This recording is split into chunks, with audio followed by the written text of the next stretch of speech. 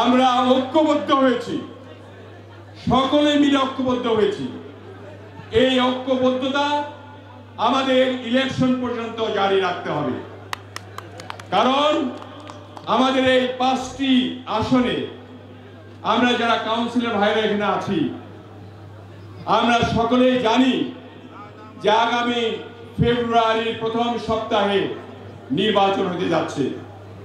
শেষ ভালো যার, সব ভালো তার। এতদিন যা হয়েছে জামালপুর জেলায় আর যাতে দ্বিমত না হয়, এই জন্য আমি নির্দেশ প্রদান করছি আমার জামালপুর কমিটিকে। আমাদের সমস্ত জামালপুরবাসী একত্রিত হয়ে আমরা যাতে 5টি আসনে ধানের শীষ মার্কা বাংলাদেশ জাতীয়তাবাদী দলের প্রার্থীকে জয়যুক্ত করতে পারি, এই সম্মেলন থেকে সেই প্রতিজ্ঞা করে আপনাদের যেতে হবে। আপনারা কি ঐক্যবদ্ধতা চান? সকলের ঐক্যবদ্ধতা চান? ঐক্যবদ্ধ একটা বিএনপি আমরা দেখতে চাই।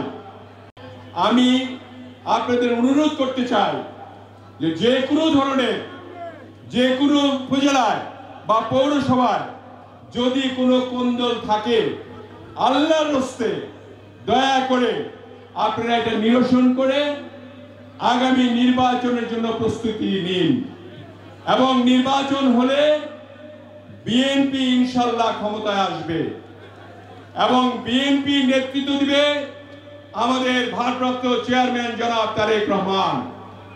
এই তারেক রহমানের নেতৃত্বে আমরা একটা মানবিক বাংলাদেশ গড়তে চাই, এবং সেই মানবিক বাংলাদেশে থাকবে সাম্যতা, সবার জন্য সমান অধিকার, এবং সকলে মিলে একটি গণতন্ত্র উপভোগ করবে। এই গণতান্ত্রিক বাংলাদেশের আশায় আমি সকলকে অনুরোধ করব যে যেখানেই আছেন না কেন, যেখানেই থাকেন না কেন, কোনো মতভেদ থাকলেও আজকের এই সম্মেলন থেকে আপনারা এটা মন থেকে মুছে ফেলবেন।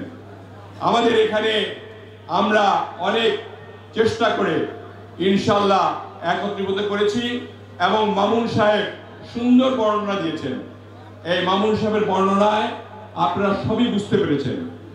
আমাদের ভারপ্রাপ্ত চেয়ারম্যান চায় জামালপুর একটা ঐক্যবদ্ধ বিএনপি, এতে করে যাতে কোনো রকমের আর ফাটল না থাকে।